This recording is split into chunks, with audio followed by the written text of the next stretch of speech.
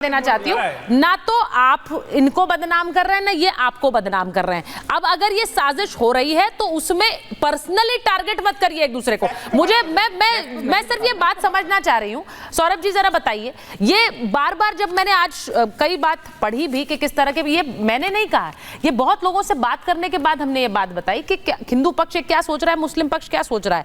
अब ये बार बार हिंदू त्योहार टारगेट हो रहे हैं। अब ये पूछा जाता है कि हिंदू त्योहार टारगेट क्यों है। हिंदू त्योहार में अब जो मैंने एक तस्वीर दिखाई है वो भी आप देखिएगा बिलाल जी, उसमें तो क्लियरली नजर आ रहा है कि मस्जिद से पत्थर फेंके जा रहे हैं। वो बड़ा अनफॉर्चुनेट है, लेकिन मस्जिद से किसी भी जगह में कोई भी धार्मिक स्थल हो वहां से पत्थर बरसेंगे तो एक तस्वीर सवाल उठेगा। क्या वो सवाल हिंदुओं के मन में आज है? बिल्कुल निश्चित रूप से है। देखिए सुचरिता जी अभी कह रहे थे कि बांग्लादेश और पाकिस्तान की आप लोग बात करते हो, हम लोग नहीं बात करते। हम तो कहते हैं आप हिंदुस्तानी मुसलमान हो। भाई जब आप सीरिया देखते हो, लीबिया देखते हो, पाकिस्तान देखते हो, अफगानिस्तान देखते हो, बांग्लादेश देखते हो, वहां पे आप ही के भाई आप ही को मार रहे हैं, आप ही के ऊपर पत्थर चला रहे हो। वहां तो कोई हिंदू नहीं है ना। आप यहाँ अगर हिंदुस्तान में हिंदू की बात कर रहे हो, वहां तो आप ही लोग पत्थर मार रहे हो, बम मार रहे हो आपस में एक दूसरे को। साहब जब आप हिंदुस्तान में आते हो, यहाँ की मिट्टी को चूम लो, ये जन्नत है आप लोगों के लिए। हिंदुस्तान चूंकि जो है, आप जब हम बार बार कहते हैं हिंदू राष्ट्र से हमारा तात्पर्य है कि हिंदू यहाँ बहुसंख्यक है, इसीलिए सेकुलर देश है, चूंकि हम बहुसंख्यक हैं। अगर ये मुस्लिम बहुसंख्यक होता तो लीबिया, सीरिया, पाकिस्तान, अफगानिस्तान होता। सुनिए मुमताज भाई, देखिए यहाँ पर आप दो लोगों के पास गई, 10 साल में 2 मौलाना के पास गई। अब सुन लो भैया, पहले 2 मौलाना के पास गई। कम से कम अगर इन मौलाना के मुंह से निकला होता कि हम जो ये अनपढ़ हैं, पढ़ाई नहीं हो पाई, अशिक्षित लोग हैं, इनको अगर ये कहते कि भैया पत्थर ना चलाओ, एक बयान नहीं दिया इन लोगों ने। इस पर बयान दिया है, लेकिन जब पत्थर सामने ही आ गए, हिंदू लोग सवाल ये कि पत्थर जब सामने आ गया तो मजम्मत क्या करो? पत्थर तो सामने आ गए, पत्थर तो सामने आ गए। वो बोल रहे हैं नहीं बिलाल जी नहीं, ऐसे नहीं, बोलने दीजिए, कंप्लीट करने दीजिए। स्वीकार करिए, जो आपके यहाँ पर कट्टर मौलाना है वो इस जहर को भरते हैं जाकर के लोगों के बीच में। ये पत्थर वो अपने मन से नहीं चलाते, ये सिखाया और पढ़ाए हुए लोग हैं। ठीक है, एक मिनट, ठीक है। मैं एक बार धर्म संसद में अब उन्होंने बोला मुसलमानों को काटने की बात करी थी। नहीं तो बिल्कुल कौन कट्टर थे बताइए आप? रामनवमी का त्योहार पर एक मिनट रुक जाइए, अब अपनी बारी में बिलाल जी अपनी बारी में बात करेंगे। मैं फिर से रिपीट कर रही हूँ, अपनी बारी में बात करिए। यहाँ पर हम आक्रोश का मंच खोलकर नहीं बैठे हैं, हम यहाँ समाधान का मंच खोल करके बैठे हैं, और इसीलिए उस आक्रोश पर थोड़ा काबू आप सबको रखना पड़ेगा। अपनी बात रखिए जिससे आम देशवासी तक वो बात जाए। अब मैं सीधी ये पूछ रही हूँ, उन्होंने कहा कि कट्टरता आपके धर्म के कई लोग ऐसे हैं, मौलाना है, जो कट्टर बातें करते हैं। बिलाल जी ने उसका एक पक्ष रख दिया कि आपके यहाँ पे भी धर्म संसद हुई, उसमें भी बहुत कट्टर बातें कही गई हैं। तो मुझे दोनों तरफ से पक्ष सुनना है। मैं पहले आपके पास आ जाती हूँ। मौलाना साहब आप बताइए, जिस तरह से उन्होंने बात रखी, पहले अपने, मैं उनसे भी ये कह रही हूँ और आपसे भी कि हर कोई अपने पक्ष के बारे में बात रखे।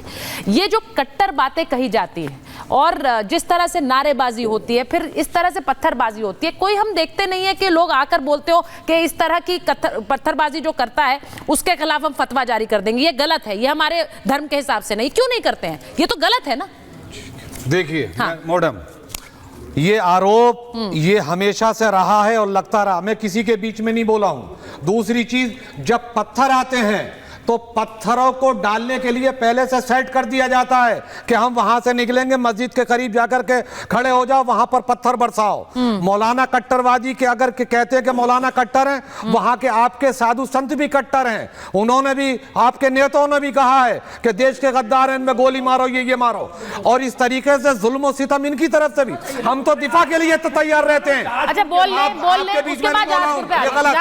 आप उसके ऊपर रहिए, आप अपने ऊपर रहिए। आचार्य जी ये मंच खिलाफ बोलना बंद कीजिए, कंप्लीट कर नहीं तो उनके बीच में आप बोल रहे हैं। पहले से सेट कर दिया जाता है कि वहां से जुलूस लगेगा, पत्थर मारो, मुसलमानों को बदनाम करो। मदरसों के खिलाफ चैमे गोइयां एक मिट्टी हुई इनके अंदर क्या हिंदुस्तान के मुसल मदरसों को टारगेट करो। हम हिंदुस्तान के मदरसों को, मुसलमानों को हम हिफाजत में लिए हुए हैं। और दूसरी चीज, ये बर्बरियत ये लोग फैलाना चाहते हैं ताकि फसाद पैदा हो। और नक्ज़े अमन पैदा हो, कत्लो गारत पैदा हो, ये इन लोगों के कारनामे जो हमारे ऊपर मुसल्लत। ठीक है, अब मैं एक बार पूछ रही हूँ, सीरियस, उन्होंने बोला कि ये पहले से एक नफरती साजिश होती है, वरना एकदम से अचानक, ये तो वो खुद कह रहे हैं, अचानक से नहीं हो सकता, अचानक से ये पत्थरबाजी नहीं हो सकती है। तो मैं अब उस धर्म संसद, नहीं, राज मिश्रा जी के पास में नहीं गई हूँ।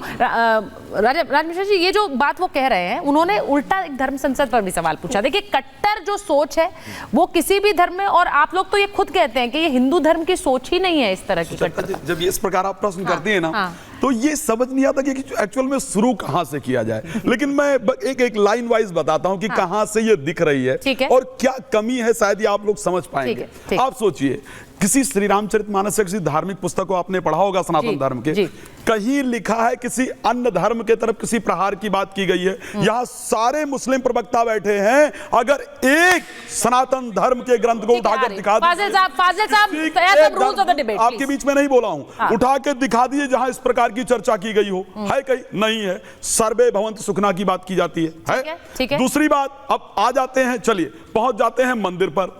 एक मंदिर से आज तक, एक मंदिर की बात कर रहा हूं, सिंगल मंदिर की, जहां से किसी पर पत्थर बरसाए गए हों, जहां देश विरोधी नारे लगाए गए हों, जहां पर बम बनाने की बात की गई हो, जहां देश विरोधियों को रखा गया हो, एक मंदिर की बात कर रहा हूं। अब तीसरी बात आ जाता हूं। तीसरी, आप लोग सभी लोग विद्यालय में जाते हैं पढ़ने के लिए। विद्यालय में हमारे यहाँ एक प्रार्थना गाई जाती है, वह शक्ति हमें दो दया निधे, कर्तव्य मार्ग पर डट जावें, पर सेवा पर उपकार में हम जगजीवन सफल बना जावें। यानी हम दूसरे की सेवा करके अपने जीवन को सफल बनाएं। राइट। एक प्रार्थना साहब मदरसे की ऐसी बता दीजिए जिसमें यह कहा गया हो कि हम दूसरे की सेवा करके अपने जीवन को बना जाएं। अब तीसरी बात पर भी आ रहा हूं, पॉलिटिकल बात कर रहा हूं, एक सारे सवाल नेता की बात कर रहा हूं। देश पुलिस 10 मिनट के लिए हटा दो, भाई साहब पुलिस हटा दो, फिर देखो क्या होता है। जवानों बाहर निकल जाओ, हमारी मस्जिदें छीनी जा रही हैं, तो क्या उम्मीद करते हैं भाई आप? किधर कट्टरता? ठीक है, नेताओं की बात बाद में करेंगे, क्योंकि आज इसीलिए मैंने इस डिबेट में किसी नेता को नहीं रखा, अगर आप इसीलिए नहीं रखा है, इसीलिए नहीं रखा है क्योंकि नेताओं के कई बार बयान भड़काने वाले होते हैं। बोलिए, क्या आपने जिन लोगों ने मस्जिदों से पत्थर बरसाए, जिन लोगों ने देश विरोधी नारे लगाए, कौन सा मौलाना जो फतवा हाथ में लिए आप लोग घूमते हो, एक मौलाना ने फतवा जारी किया हो थूक करके रोटी बनाई जाए, एक मौलाना ने फतवा जारी किया हो, देश में शांति हो? ठीक है, अब मैं इसी पर जा रही हूँ। फाजिल साहब, उन्होंने कहा कि कोई एक ऐसा मौलाना जिसने फतवा जारी किया हो, जब इस तरह की तस्वीरें आती हैं कि कोई थूक रहा है, कोई ऐसी तस्वीरें आती हैं जिससे हिंदुओं का जो त्योहार है वो एक तरह से खराब होता है, कोई नहीं फतवा जारी करता। पत्थरबाजों के खिलाफ किसी ने फतवा जारी नहीं किया। मैंने अभी यही सवाल पूछा था। जी, एक बात आपने बहुत अच्छी कही, 2-3-4 बातें आ गई। हाँ, बोलिए। बाबा साहब अम्बेडकर के जन्मदिन पर दलित समाज के लोग शोभा यात्रा निकालते हैं। ठीक है। उस शोभा यात्रा की खासियत क्या है कि वो लोग संविधान की कॉपी बांटते हैं। ठीक है। उस पर भी पत्थर चलता है। वो कौन चलाता है? बाबा साहब की मूर्ति कौन तोड़ दे रहा है? वो तो किसी हिंदू मुसलमान नहीं है। ठीक है। उनकी मूर्ति कौन तोड़ा है? 84 के सिखों का नरसंहार किस धर्म के लोगों ने कर दिया? मणिपुर में भी जल रहा है, किस धर्म के लोग मार रहे हैं? ये सर्वे जो कहते हैं कि शांति की बात कर रहे हैं, और ये कहे कि रामायण में शंभुक ऋषि का वध क्यों भगवान राम ने कर दिया, जरा बता दीजिए उसको, क्या कारण था? और एक चीज और, नहीं, वो अभी बात कंप्लीट कर रहे हैं, अभी कंप्लीट। हाँ, बोलिए आप बोलिए। हाँ, कि इनको नफरत ईसाइयों से, इनको नफरत सिखों से, इनको नफरत मुसलमानों से, इनको आदिवासियों से, इनको नफरत दलितों से, आखिर ये क्या चाहते हैं? अच्छा देखिए फाजिल साहब हो क्या रहा है? फाजिल साहब नास्तिक भी रहते हैं। नहीं, फाजिल साहब हिंदू मुसलमान से नास्तिक भी रहते हैं। आप वो कुछ हजार नहीं, अच्छा एक मिनट फाजिल साहब, देखिए समस्या क्या है? एक मिनट आचार्य जी, एक मिनट, मैं आ रही हूँ आपके पास। मुझे पता है बहुत कुछ बोलने के लिए आप लोग सब बहुत कुछ बोल सकते हैं, बहुत सोच आप लोगों की है, आप लोग विद्वान लोग हैं, लेकिन फाजिल साहब जो सवाल पहला तो मैंने पूछा उसका जवाब आपने नहीं दिया।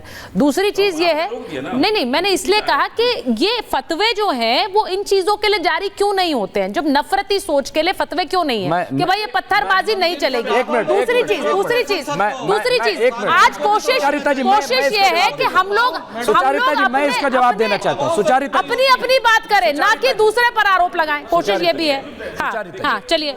देखिए ऐसा है कि आपने कहा कि आखिर इस पर फतवा क्यों नहीं? क्यों नहीं? देखिए जब आतंकवाद घटनाएं हुई देश में, तो रामलीला के मैदान में बाकायदा फतवा जारी किया गया। वो रिकॉर्ड मौजूद है 2007 में, आप जाकर के देख लीजिए। ठीक है। लेकिन जिस तरह से लव जिहाद, हाँ। लैंड जिहाद, हाँ। फिर अब यूरिन जिहाद, ठीक है। फिर रेल जिहाद भी अभी कह दिया गया था कि साहब रेल को, मतलब रेल इतने बड़े बड़े हादसे हो रहे, रेल जिहाद, यानी हर चीज को जिहाद ये करार दे रहे हैं। और झूठ प्रोपगंडा, उसके खिलाफ कैसे फतवा जारी हो? अच्छा ठीक है, मैं ये कह रहा हूं ये भी अपने कि आप में जहां एक पे और डिबेट पॉइंट है। हाँ। जो जल्दी से कंप्लीट करिए, फिर मैं जाऊंगा, जवाब लूंगी। हाँ। जो क्रिमिनल एक्टिविटीज है, हाँ। जो मुजरिमाना हरकत है, हाँ। हम उसकी मजम्मत करते हैं, कंडेम करते हैं, नहीं होना चाहिए। ठीक है। लेकिन ये कहते हैं साजिश है। हाँ। सवाल ये है कि हुकूमत आपकी, हाँ, तो आप उस साजिश का पर्दाफाश क्यों नहीं करते हो? क्यों असली लोगों को नहीं पकड़ते हो? ठीक क्यों है, जेल ठीक नहीं है, अब भेजते एक हो? मिनट